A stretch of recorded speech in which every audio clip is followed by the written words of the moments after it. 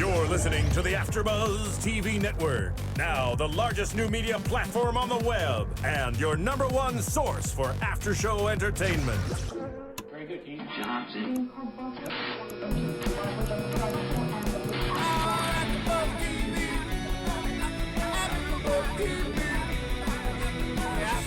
the AFTERBUZZ Studios in Los Angeles, California, presented by Maria Menounos and Bing.com, and streaming live thanks to Akamai Technologies, this is AFTERBUZZ TV's Downton Abbey After Show. We'll break down tonight's episode and get you all the latest news and gossip.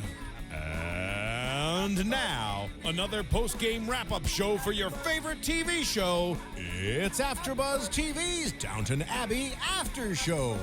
Well, hello. Thank you for joining us. Bing is for doing, and we are here doing another AFTERBUZZ TV After Show for Downton Abbey Season 3, Episode 5. I'm your host, John Comerford, and I'm joined in the studio by Tamara Berg.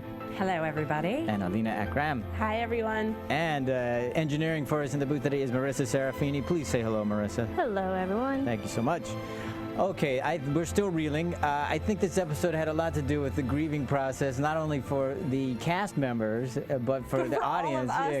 Because a lot of messages on the board saying how much they were so surprised by all this, taken aback, and poor Sybil now. Poor Sybil. Poor Sybil's trending on Twitter. Yeah, exactly. And I thought, because of that, I thought it was nice to go through that process with everybody. Of course, they're going to be going through it for months, but at least we got this episode to take care of that, or at least start that process. And so, what did you guys feel the same way? Very much so. I did too. Yeah. I still shed a couple tears watching this episode. Yeah, no, I did too. Yeah. I did too. For me, one of the saddest things in the world is watching, kind of a stoic older gentleman cry. Yeah. And that, that happened more than once with Lord Grantham in this episode, or at least we saw him show his emotions, and that is a killer to me. And not only that, but crying over the loss of a child. It's not natural, it's not right, and it should never happen. And they took their moments with that, because I remember that when this is after Lord Grantham is telling Cora that he'd like to come back into the bedroom, and she says, "No, I don't think so." And they have that little exchange, and then he closes the door, and you see him, and as he's leaving and going down the hallway, you see the one tear coming down his cheek. And I thought that look was great, because he had that little noise that. Yeah. I don't know what you would call that, but it felt like a choking. Yeah, he got choked up, choking back. But then there was that look on Tom's face when they were talking to him, how you doing and stuff. And I'll never be okay. My wife has just died. There's nothing you can do. I'm past help. Past help. The look on his face was just killer. I mean, he just looked vacant, like the air was out of him. That was really nice. So sad. Indeed. Yeah, so, all right, but so the aftermath of this, now because of this, now what are we, there's all talk about what are we going to do with the child, what are we going to name it, so all that's happening, plus Lord Grantham, he pretty much gets kicked in the teeth all around this episode. The whole episode. Yeah. Rightly so. Rightly so.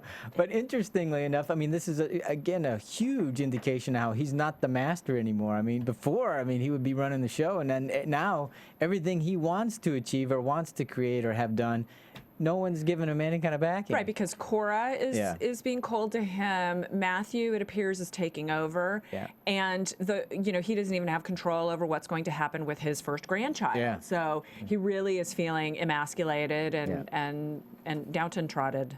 Downton trodden.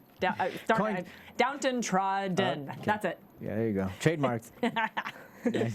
Well, it all starts for me is when they're talking at the, breakfast table, and they're talking about, what are they going to name the baby, and Tom has decided he wants to name it Sybil. Yes. And again, another look from Carson in the background there is like just bristling like crazy. Carson, genius in this episode. So, and it does seem a little, to Lord Grantham, a little ghoulish. What did you guys think about that?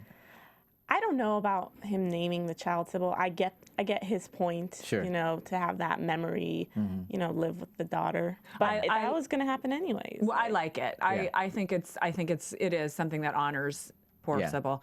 And she's going to be known as Little Sybil for a while, at least, because people are going to have to figure out who she is, and in between the, when people are having conversations about her. But I think it's a lovely way to honor and keep the memory of Sybil and move it forward, and I like that. And what he says, how he just wants to remember his wife as long as he can, every time he sees the daughter, and how could he not? And I take it that way. That's how I look at it. And it is a little weird, though, if you think. I was conflicted about it because, you never have a problem with a father naming a son the same name. The second. Yeah. Of course, that's because he's still alive, so then naming him after your dead mother, that's a little... It was a little weird to me, but I just didn't like the fact that Lord Grantham thought he had a position or right to even say anything about it. But I think that's exactly the point he's trying to make, is that as the lord of this family, this home, this man, all that kind of stuff, he does. In some degree, that's what his thinking is. That's what his thinking. Yeah. Well, yeah, but he's got this. His daughter was willful. His daughter's husband is willful. Yeah. And, geez, what's little Sybil going to be like? But but again, it's the theme of the entire show is that change is a coming. Yeah. But even worse than that, he's going to be Catholic. She's gonna be Good Catholic. heavens! Oh my God. A left footer. Left footer. Yeah. What does I didn't get that so reference. we did a little research on this. I did a little research, and it's a slur. It's a religious slur, basically, and it's there's a couple different theories. There are. Thank you. So the idea was that Protestants used to use their right foot to stick a shovel in the ground when they were digging. They put a shovel with their right foot. Right, and so the Catholics did with their left foot. There's also, there's long history, being left-handed, I know about this, that anything on the left is considered bad, wrong, sinister, evil. That's where left is sinister. Yes, exactly. And sinistra. Yeah, that's where that root word comes from. So. My mother always called me a witch when I was a child because of being left-handed. So there is the sinister element to it as well. But tell them the most peculiar one about walking out of step. Oh, right. Military. There was a woman. I just read it on some crazy message board, so it's not really backed up by any kind. Exactly. Thank you. But this one woman said that she was Catholic. Her husband was Protestant. He was a colonel in the army, and she was writing in British English, so I assume she was British. And he said that Catholics are always out of step when we're marching, and so she and her kids were left-footers for sure. Yeah. So you pick one. Exactly. But what we do know, it's a religious slur. He's not happy with the Catholic. And again, Carson, the way he took that too was just insanely bristled by it. Loved that. Yeah. Well, and I liked that when they brought it up, Tom said something about it was at the dinner, and there was the pagan falderall. And the father, Travis saying, I can't imagine that pleases God. And there was this whole, that was a pretty saucy conversation between all of those. Pretty not only for that time, but for Downton, it's because we don't usually get into religion that deeply in terms of its criticism. And with the disagreement being as overt as it was, because mostly it's sort of like, oh, darling, you believe what you believe, and and then we talk about how pretty the flowers are on the table. Yeah. And so for them to actually be that pointed, I thought was very interesting. But the look on Carson's face when Tom said, she will be baptized in my tribe. And he had that big carafe of wine or whiskey or whatever. And it looked like he was going to bash him upside the head with that. It was a classic look. If you didn't catch it, go back and watch it because it was something to see. Classic look. All right. I just like how Cora is speaking up to Lord Grantham in this episode because finally somebody's putting him in his place when. So you want him put in his place? You think he oversteps? He does overstep with certain things. I understand it's his home, but I don't know. This episode, he was irking me. And do you think she's doing it all just because of the anger of losing her child, or do you think there's a change there coming from her? I think it may spark a change, but right now it's because of the anger. Because as we saw before, she was always very polite. And even if she did want something, she was coy about it. Yeah. She was, but it could even be that when her mother came to visit, this is a few months ago now, that may have sort of reminded her of her American roots, and that, we are sort of fiery, and we are people who are going to speak our minds, and, her mother certainly did. So because she's been in England for a while, she's kind of lost that. It could be. Reignited by. It may have been that her mother reignited it a bit, and then this, of course, the death of her daughter and how much she disagreed with her husband. And her husband was coming from that very English, very proper. Oh, and the argument she makes in the bedroom is exactly that, where she says, you believe because he has a title, and he has a sir, and all this other nonsense, but it doesn't make any difference, and you didn't care one whit about Clarkson's history. And I mean, I thought that was great. I did too. But you know, the thing is that, and you and I talked about this, I don't think we talked about it on the air, but talked about it afterwards. You know, he really was, Lord Grantham was coming from what he thought was best. Yeah. He did think he was doing the best for his child. He was just wrong. Well, yeah, but you're only wrong after it's already happened. Hindsight, yeah. I forget what Cora said. I mean, this is also about Ethel, so we won't get too much into it. But at the table, she said something about Lord Grantham always making his decisions based on values that don't matter anymore. Yeah. And that he made that decision about his daughter's life on values that don't matter anymore. But and it may be true, but even if he comes from a good place.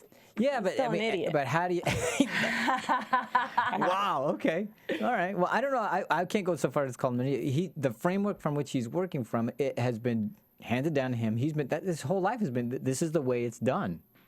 And so the idea that there might be another way of thinking is anathema to him. He doesn't. There's no other thinking. This is the tradition, and this is what we're doing. Yeah. This is how we do it. And I also think there is a difference between how a mother and a father relates to their child, especially their daughter. Okay. So with him, he was coming from what is right and what is proper, and don't say the word womb in front of me.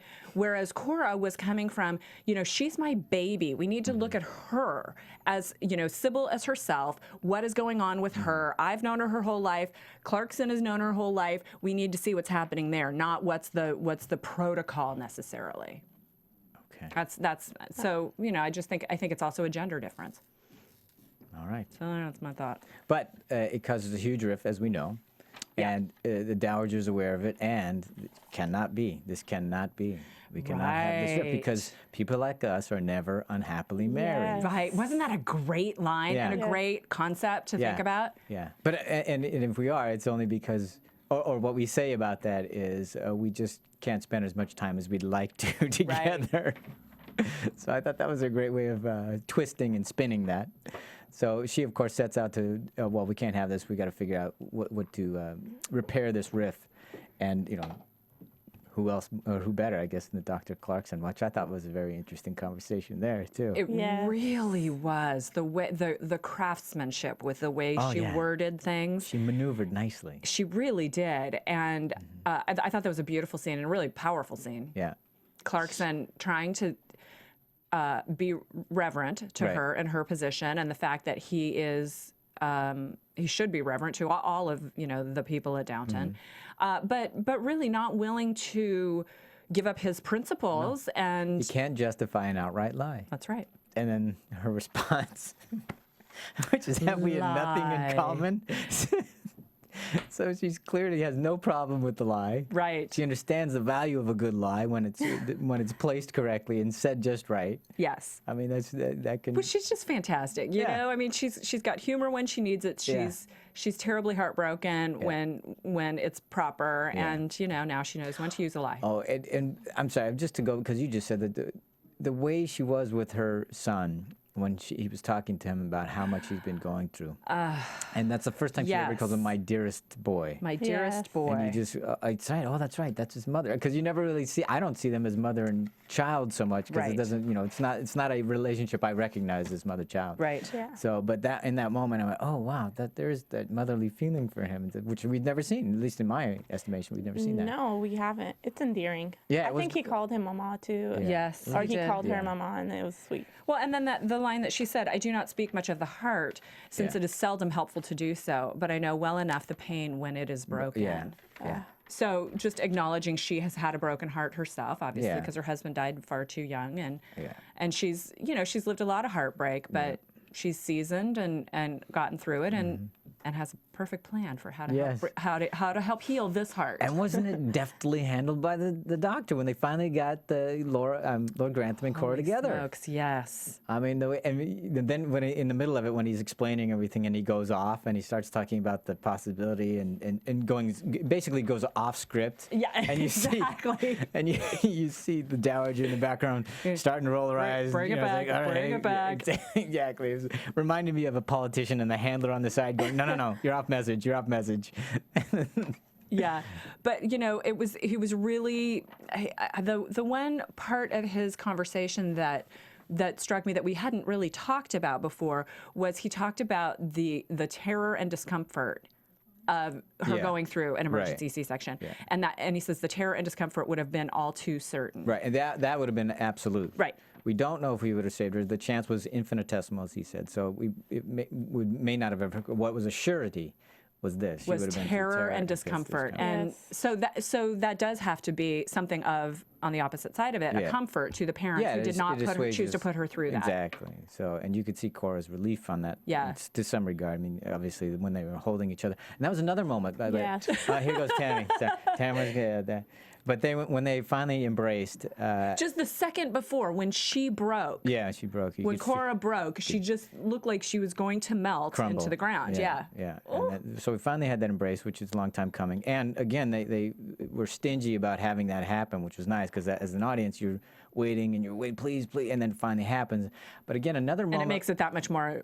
Yeah. And they're finally grieving together. Exactly, which was the whole point of Dowager trying to get Clarkson to say what he said. Right. But another moment where they took the time not to say anything, but as they did with Carson when he was bristling, or they did with Lord Grantham when he's walking away from the bedroom and a tear comes down his face.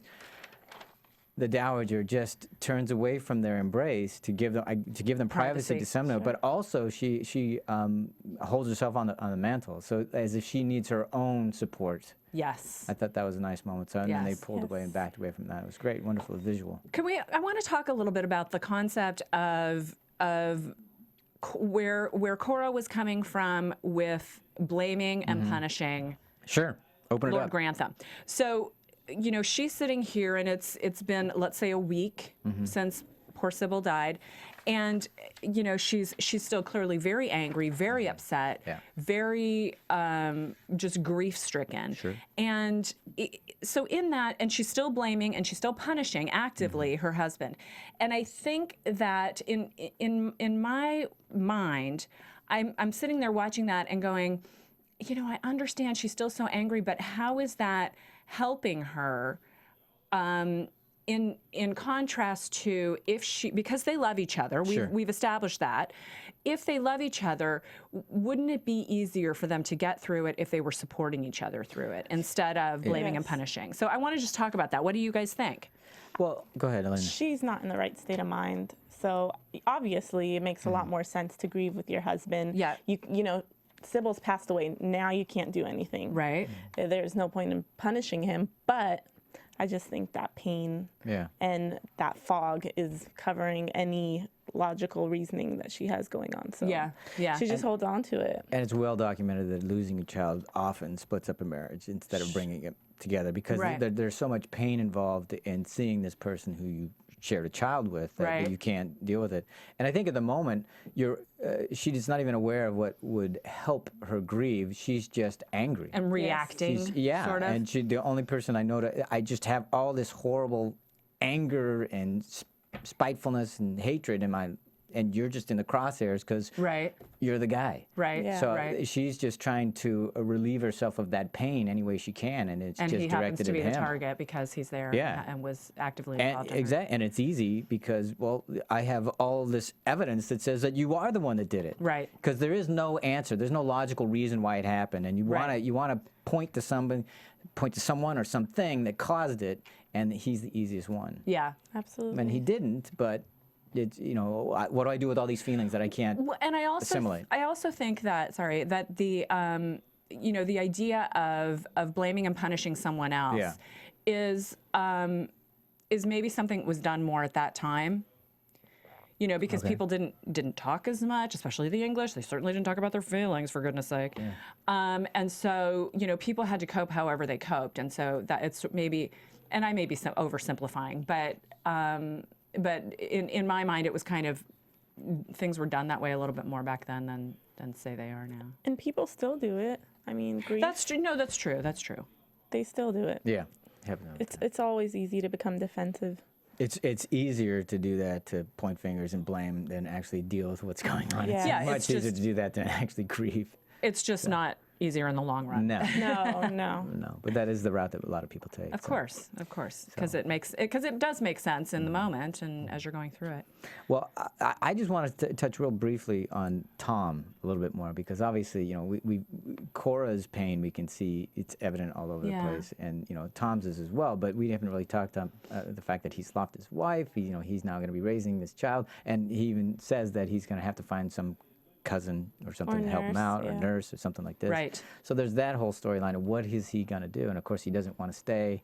Lord Grantham says yes, he must go make a life for himself somewhere. Right. Interesting how he supported him in that. Right. So, and what is he going to do? He looks devastated, as you would expect, of course. But what is he going to do? Of course, and they have that little moment with he and Matthew when they're out in the grounds somewhere, talking about the farm and the estate and stuff, and you know, what should we do? And they should have raised sheep. And so you see that there's a possibility that something might happen. Well, and interesting that Matthew says, you must hate it here. And Tom says, actually, no, I don't hate it. I just don't belong here. And yet, I brought it up last week as well. He's never worn his brown suit this episode. You know, he's still doing the full-on tucks and tails and all of that. You know, he is assimilating more into this world, and it's gonna get more complicated now that he has a daughter who is part of the bloodline. Right. I don't think Tom's going anywhere. You don't think so? I don't think Branson's leaving. Well, there have been a lot of people talking about how it may be, hey, he and Edith.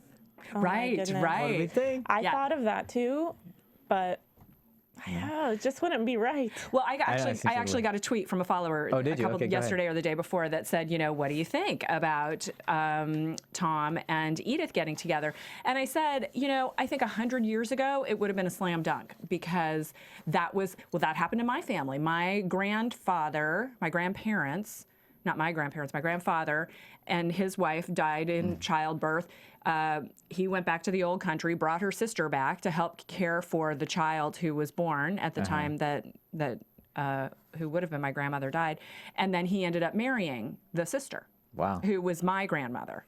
So it was relatively common, but that was, you know, 40 years before this. You know, it was like 1880s, 1890s. Yeah, it wasn't uncommon. And it wasn't uncommon at all. But I don't know if it was uncommon in this social structure. I don't know. Well, that's another thing, because, right. Lord Grantham, I think he's just trying to get rid of Tom. And his supporting him to even get work was just, I want you out of my sight. Yeah, but if he gets rid of him. He's blaming this guy. I bet you he's blaming him. You're the one who, first off, took my daughter away from me. Then you marry her, impregnate her, and now she's dead. Yeah, but if he gets rid of him, is he also getting rid of the granddaughter? But that's just a reminder to him, too. Yeah, but why would you get rid of your own granddaughter? I mean, that's a tough one. I mean, it's his first granddaughter. I mean, I can see him wanting Tom out of the picture for whatever reasons, but I never would say that a grandfather would want his grandchild out of the picture. Until I see affection from Lord Grantham towards baby Sybil. Okay. I don't know. I think that's a good point, but I can't see him letting the child out of his sight. I'm sure his preference would be that Tom go back to Ireland. Yeah, exactly. The left-footer grandchild. Yeah. But that would make him also want to try even harder to give her some sort of a break, wouldn't it? Because look, if she's going to need all the help we can give her, because he's already starting way behind the 8 ball. Right. Right. And of course, Lord Grantham thinks the only way she's going to have any possibility of a good life is by staying here at Downton. Yes, exactly. Yes. So what do we think? I don't think Tom and Edith are going to get together. Okay. I don't either. Good. I don't either. But there's a lot of talk about it. There's also a lot of talk about, because they hinted that Mary may not be able to have a child, or that there's something wrong with their particular fertility. So maybe they'll take the baby.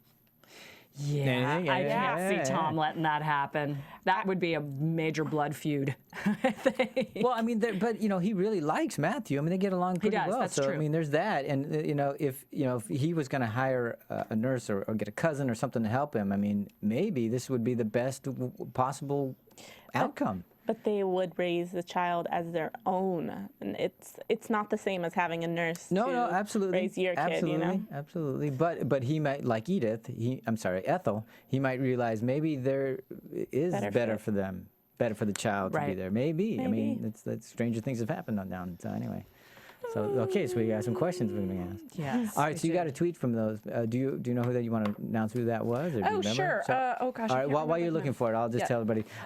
We'll go to our part where we thank everybody for downloading from iTunes and leaving us comments. We got lots of comments, and we appreciate those. We'll talk about more of those later when we do our news. But please keep doing that. Download, of course, tell a friend. That's all we ask of you is rate and comment. and then tell a friend so that we can keep doing this. And we have over 20 million downloads a week now, so we're doing extremely well because of you. So we want to thank you for your efforts. Yes, thank you very much. Who was it that tweeted you? That was MJMax79. I also got a couple of interesting tweets from EECast saying that she was the happiest girl ever, that she found our podcast. And also Feegly4, loving the podcast, CK Groupie, and who said that we did a great job with last week's very sad episode. And it was hard. It was hard, especially with me crying through the whole damn thing. Yeah, I mean, the podcast. We had taken some time, but we didn't. We always go up right after we do it. So there you go. Yeah. All right, well, that takes us So thank you for all the tweets. Yes, thank you. We'll refer to it more later as we do our news and gossip. All right, Ethel, we talked a little bit about her storyline, but they really brought that up because, she's so earnest in her efforts to try to do a good job for Isobel Crawley, but it doesn't really always pan out that well. So funny that Mrs. Crawley is being so polite. She's so patient and polite. She takes a sip and is, I'm not very hungry. And, that must be some bad food. Of course, especially back then, English not really known for their fine cuisine. Yeah, and I guess Mrs. Berg was a really good cook because whatever she's, Ethel is making by comparison is really bad. So, and I also like when they were talking, I want to have the ladies over and the daughters, and so we'll have a nice little sit down, and Ethel is so anxious to do something to show their sympathies, and I'll cook something. Yeah, well, we don't have to think about that right now. No. Yeah, exactly. Every time that she's about to say something, she takes a taste of something. Says, no, we're not interested. But so Ethel, God bless her, asks Mrs. Patmore to help her learn how to cook. Apparently, the way they talk about Miss Patmore, I want to really taste what is she making? Salmon mousse? I know, salmon mousse. That does not sound appetizing. No? Oh, yeah, I do. I think Have you had salmon mousse? Do you like salmon? I like salmon. Oh, you'll love the salmon mousse. You would love salmon mousse. If you like salmon, you'd love salmon mousse. All right, so anyway, so she goes to Patmore for help, and Mrs. Patmore, not begrudging, but she's like, I don't know if I can, because Carson says I can't, and the whole thing. And then she almost says, Ethel kind of challenges her on that. Says, basically. Right. Yeah, who are you gonna? She didn't say that. Subtext is, what you're gonna let him stand in the way of showing your sympathy, and you're gonna let Mrs. Crawley suffer. Exactly. Because she hasn't done anything but turn me a kindness, and so you're gonna deny her kindness by denying your own kindness. Yeah. Shame on you. That's right. It was good. And I thought, nice way to stand up. That's great. Of course. But then again, I think Patmore, whenever she has a chance to get out of the house and cook somewhere else, I think she's kind of happy about it. Probably so. But so when she ultimately gets around to it, Ethel is concerned. She's going, oh my God, I don't know if I can do it. And Mrs. Patmore says, you've done well. Yeah, and it's like you can, basically cut vegetables, right? You can, she's giving her something easy to do. Mm-hmm. So. Yeah, salmon mousse is not hard to make. It's okay. I'm telling you, it's not. All right, I believe you. She does a good job, though, apparently, because, of course, Isobel's freaked out that all these people coming over. And she's not got salad and ham. No salad and ham. She's actually smelled something cooking. Wait a second, what do you mean there's cooking? Holy cow! And she's so surprised by it. And they sit down, and it's a lovely lunch. Oh, yeah. It's a lovely... Well, this is quite a lovely lunch. It's like she's going, what the hell? This is a lovely lunch. It's funny, of course, but that also means there's there's a hope for Ethel. Yes. There is. Because, so far, it's been looking like, she's been a real charity case. And she's soon back to the streets if she can't get this act together. Yeah. Yeah. So there's hope for her, and that's very nice. Are we going to talk about the luncheon now? Or? Yeah, sure. Okay. Yeah. Everyone reluctant to get together because, she is, Lady Crawley is, Mrs. Crawley is saying, I want to throw a little party, and everybody is reluctant to go, and I don't want to party at all. And you know, I thought it was a lovely opportunity for them to come together. So they come together. They're sitting there eating, surprised at the lunch, and then Lord Grantham shows up. And does he show up? Jeez. Yeah. No I thought that kidding. was unlike him to barge into the room Yes. Yeah, but and raise his voice. But he's trying to save their reputations. Yes. She has put their reputation. Isabel's put their reputations in jeopardy Right. because they can't be seen in the same house Which is with a so former prostitute. ridiculous. Well, you say that. We say that with this mentality of when we live, but back then is horrible.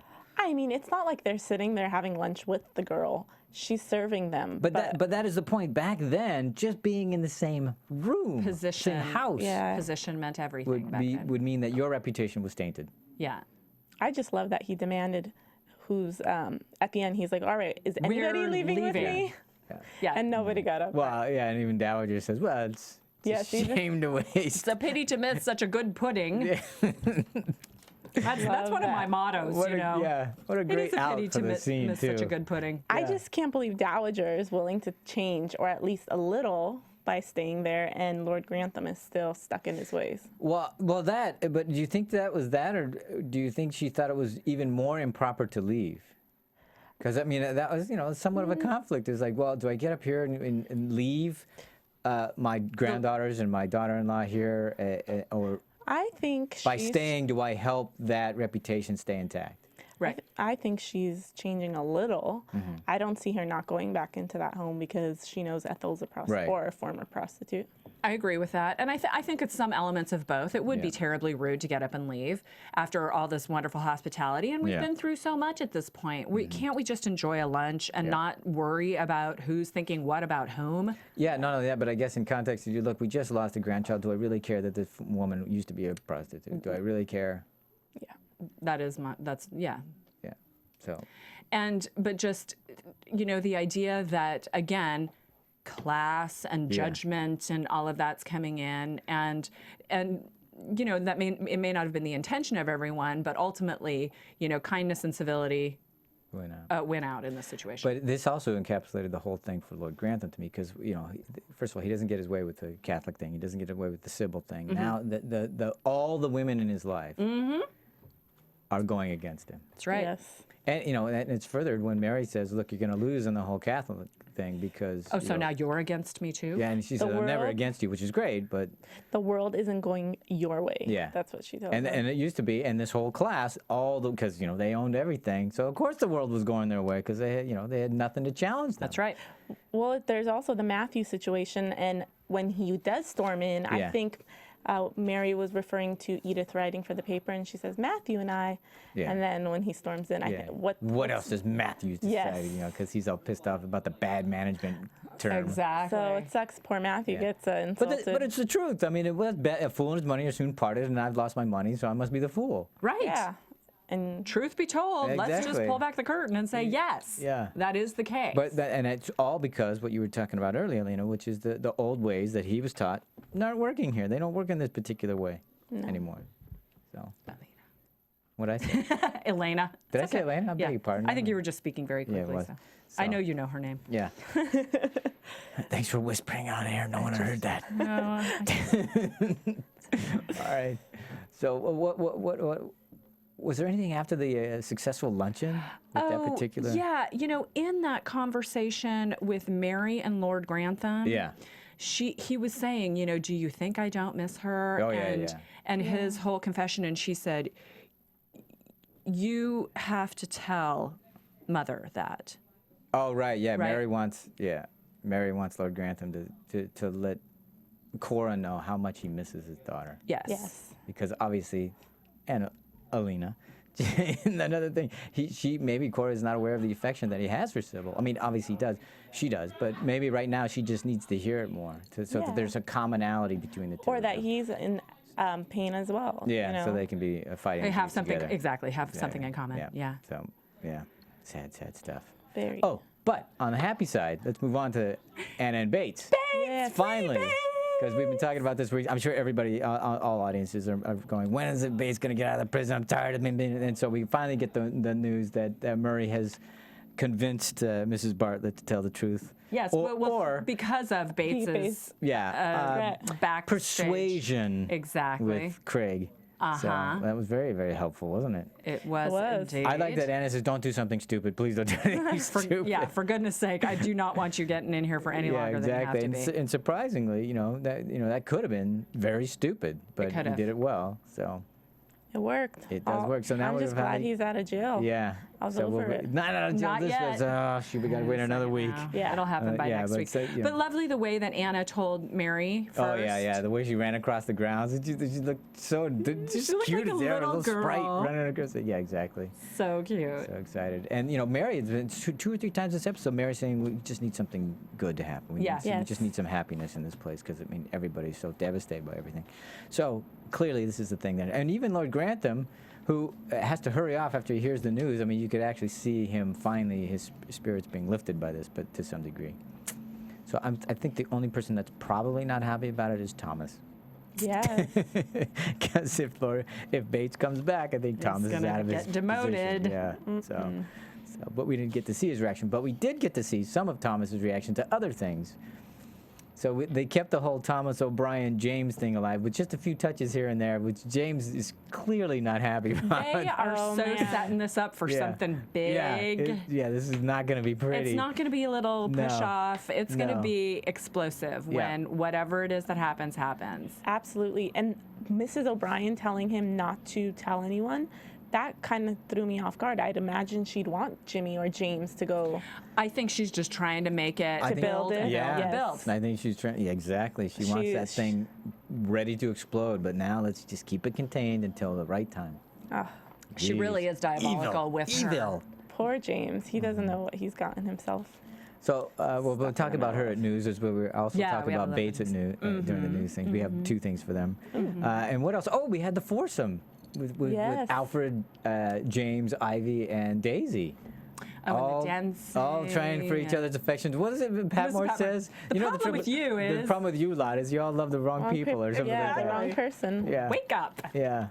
And it's just so kind of funny. So does James love Daisy? Is that the thing? Is he smitten with her? I don't see that. I don't think he loves any of them. I think she was speaking specifically to the trio, but James just happens to have the affection of Daisy, but I don't think he's returning it. I'm sorry, he's the affection of Ivy, but I don't think he's returning it. Ivy and her rouge. Yeah. Yeah. Such a tart. Oh, yeah, tart. Wow. Kicked right out of the kitchen. You scullery maid. I just feel bad for Daisy. She's getting a moment with Alfred, teaching him the foxtrot, and then James. There was a moment that we thought, well, maybe shatters her possibility. No. Shatters her little. Yeah. 2 minutes. She looks so adorable, quick, slow, with her little lisp and everything. Yeah, that was nice. Very and how cute. about her with Mr. Mason? Yes. There's a chance that she might have a life outside Downton. And again, change. He brings up exactly, these houses, do you think they're going to be this way in 40 years? They're not. Yeah, and she says, but I'm a woman. Because, she doesn't think even beyond what she can do here at Downton. Yeah. The fact that she could own this place and run this place and be a businesswoman, and it's what? Well, and instead of being so hesitant and so standoffish about it as she was, right after poor William died. Yeah.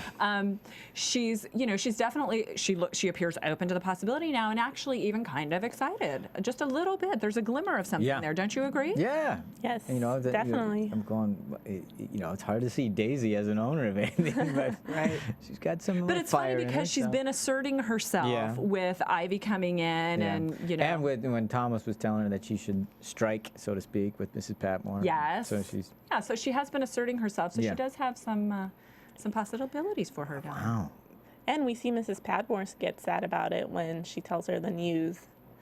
So I think it's definitely a possibility. Mm-hmm. Interesting. Do we want to do a little bit of business? Have Marissa do some business? Yes, Marissa, we need to do a little business. We forgot about the live reads. Let us know what's happening over in AfterBuzz TV land. All right. Well, we just launched this new thing on our website. We have AfterBuzz merchandise. Oh, what do we got? So if you go to the our AfterBuzz website, there at the top you'll see a link to the AfterBuzz store. And when you go there, you can see mugs, shirts, T-shirts. Baby onesies, yes, for females, for men, for kids, so get your AfterBuzz swag on. Right AfterBuzz swag. Yeah. Cute stuff. AfterBuzz swag. So we don't have to actually steal our mugs from the studio anymore and We can abscond actually them. buy our own. That's I never have. I just want to say I accidentally took a spoon home once, but I brought it back, and it didn't even have a logo on it. But there's some cute stuff on here. Little Yes. baseball hats, really cute. Nice stuff. Excellent. So All right. go there, buy things. All right, are we good? Are we ready to move on to news? Yeah. All I right. guess so. AfterBuzz TV News. Tamara, what have you got? There has been a Twitter war this week. Brendan Coyle, who plays Bates, Mr. Bates. had a bit of a Twitter war with a fan this Really? week, just the other day. There was a follower who criticized supported, I think, Yeah, supported by Prime Minister Margaret Thatcher and or her policies. her policies. And Brendan, and we can't quote it directly because the tweet has been taken down, Yeah. but Brendan Coyle responded with, hard to know how to respond to that, but go F yourself feels about right. Yeah. And then a little bit later, he said, you have no idea what is beneath me, because she referred to something being beneath him. And he said, P.S., go F yourself. Yeah. Wow. So really kind of bringing it out. And Yeah. a little bit later, he tweeted to his followers that his mother called and she told him to stop swearing. She called him out. That's nice. She called him out So, on Twitter. Brandon for- Coyle, who had said that what he was trying to refer to was that he didn't like the policies because of what it did to minors and basically a lot of blue-collar jobs Right. and all that other stuff. So that's what he was Referring suggesting. to. He was referring to that he didn't agree with those policies that put them in a bad spot. Right, but the fact that Yeah. he used the F word was I know, a little but inflammatory. exactly. So that's the prison side of Mr. Bates. It is. Yeah, so we get to see that. And look at that picture of him. I didn't tweet this one out. I will tweet it one later. But he doesn't exactly look like Bates in this picture. Not at all. Yeah. Shocking. Let's see here. I also have that Alan Leach, who plays Thomas Branson, has joked recently that One Direction's Neil Horan should play his Scream son on Downton Abbey. I've tweeted out the picture of the two of them Wow. side by side, and it's quite a So they're very quite similar. a So resemblance. they yeah. could pass for father and son. They Absolutely. Nice. could, Okay. absolutely. So check my Twitter and you can see this picture. Alan Leach said, I pitched the idea to Julian Fellows, and weirdly enough, he hasn't gotten back to my email. So, That would be an odd direction for them to it- go in. it but would be it'll an odd interesting. direction. Maybe he'll sing a song. and we'd have to go quite a far bit forward in Downton Abbey years in order for exactly. him to have a child What this would the old. other guys from One Direction be? Are they going to be, descendants as well? Good question. Good question.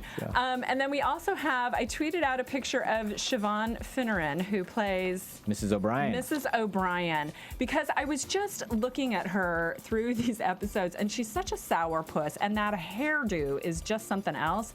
And so I found online a picture of her. She's this strawberry blonde, and they are almost unrecognizable between the two of them, that they are the same person.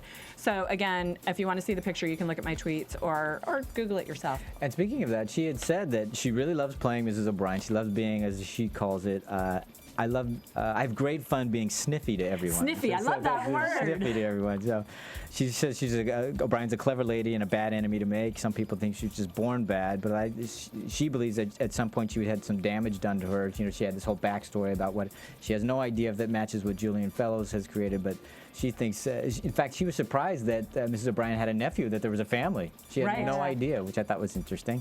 But I thought the most interesting thing she had talked about was she wishes that O'Brien had a boyfriend. I mean, who would be brave enough to date her? In fact, she says Kevin Doyle, who plays Mosley. Mosley. They're all speculating what their characters would be like if they went out on a date. Mosley and imagine? O'Brien. She would eat him for lunch. Well, they're both just so sour. And yeah, well, but Mosley's just kind of mousy in a sense. Very He's timid. kind of- But yeah. but he's in the back rooms finagling things as well, just not quite as overtly as O'Brien is. And that's true. He's much. I thought those two on a date would be great. I'd watch it. Yeah, I'd watch interesting. that Very date. interesting. Just a couple of comments that we want to thank for Yes. Bridge579, liking the show, Audra E, Kim Farnham, Froburger1, and somebody else named Downton Abbey on iTunes we can't really talk about. And Tater64, thank you very much for writing. And a couple of notes, somebody not happy about Sir Richard Wentworth's voice. at the beginning. Sorry, we don't have a lot of control over Not only that. that, he's a great guy, very talented man. So if you knew him, I'm sure you'd appreciate it more. And somebody not too happy about my stammering, but hey, I am a graduate of the Bob Newhart production Comedy school. That's right. So, And have a degree in public speaking. that's right. Conversely, so. Exactly. So we'll move on that. Sorry, we'll keep trying to do our best. Yeah, but thank you again for your comment, and we appreciate that. Let's move on to predictions. Predictions. And now, your AfterBuzz TV predictions. Well, clearly they're making it look like Tom has got a spot for himself, not necessarily in Downton Abbey, but on the grounds as, well, I don't know what you would call it. I guess he'd be running the farm, so to speak. Right, he has a background in farming, Well, 'cause his to a certain grandfather or degree. whatever is there, right, so- black-faced sheep, Yeah, which sound exactly. very cute, don't Yeah, they? yeah. And he's the black sheep of the family, so I think that was the illusion they were talking about. Yeah, could be. Yeah, so I think that's going to happen. I think that would be, again, a way for him to be able to maintain his integrity or his beliefs. Right. And still have a place for little Sybil to be where they'd have familiar relations and stuff like that. So I think Yeah. that would be a great answer. Yeah. But I don't think that he's going to end up with Edith. We've already talked about that. I think don't that's either. Edith's going to find her own thing with Writing. writing is the thing that we're going to expect her to do. So whether or not it's just as journalist or maybe, who knows, maybe write a book. Who knows? We'll see. Interesting thinking. So- Alina, what do you got? Anything? I just think that Mary and Matthew are going to try to have a child more actively. Whoa. And either We're not going to see that, are we? no, well, I doubt that. And either it's going to cause rift or they're going to get closer together. She'll get pregnant. I think she's going to get pregnant. Definitely yeah. going to get pregnant. Whether, I think you she know, will, because the idea of her, I think the idea of her raising baby Sybil Yeah. is just too complicated. So we got to get another baby. In there. They need a baby. I love the idea of it. I think it, there's some sort of synchronicity to it, but I Yeah. don't think it's going to happen. I don't either. It's just too complicated. Yeah. I want to say Bates is going to get out of jail. Wait a minute. And He's going to come back and be first ballot. yes, or whatever that it was. term We is, got to but figure out he that will whole be hierarchy. Lord Grantham's valet. Yeah, we got to figure out that hierarchy downstairs. Yeah. I'm not exactly So sure. what is that how going to do for works. Thomas, though? Is he going to get demoted, or is he Yes. going to have to leave? Because who's going to Right. get demoted to what? Right. Who's going to have to leave? I think Thomas is in for some rough A rude road. awakening because of O'Brien. A Certainly. lot, I think there's a lot coming his way, and it's Yeah. going to start to get ugly. Maybe a little comeuppance. Well, it's interesting because they're making him way more sympathetic with the way he feels about Sybil, and you can see him. That was good, and I sharing like that something they with did that. Anna, Yeah. So you can see him. He's not so nasty. Not and- so one-dimensional. Exactly. So they're fleshing Or- out that character nicely, and I Yeah. think that's going to help or make it even more conflicting when we find out what O'Brien does to him. I think we're really going to feel bad for him now that we're starting to like him. You're right, because they are laying it in. They are laying it in. So Interesting. that'll Be be good. good. So looking forward to next week. We have 2 more weeks, and then And then the big the 2-hour Christmas whatever it is. finale, whatever it is we're calling it. All right. So. So it's pretty exciting. All right. Well, we're out of here. So Alina, let everybody know. Follow me on Twitter @_Alina. 23 Alina's ALINA. You can follow me at Tamara Berg, TamaraBerg. Also, my website is tamaracentral.com. And where else on AfterBuzz? Oh, also on Justified and Smash starting this week. There you go. Uh-huh. Okay, Marissa, what about you? What else are you doing? I'm here engineering. You can follow me at Serafini TV, and I also do Glee and Once Upon a Time. There you go, nicely. And you can. I'm also on Justified with Tamara, and I think there's something else coming up for me. I'm not exactly sure which one it is, but that's all right. I'll tell you about it next time. So on behalf of everybody here, we want to thank you very much for listening, and we will talk to you next time. From Bing.com, executive producers Maria Menounos, Kevin Undergaro, Phil Svitek, and the entire AfterBuzz TV staff, we would like to thank you for listening to the AfterBuzz TV network. To watch or listen to other after shows and post comments or questions, be sure to visit AfterBuzzTV.com. I'm Sir Richard Wentworth, and this has been a presentation of AfterBuzz TV. Buzz See you later. Cup of tea?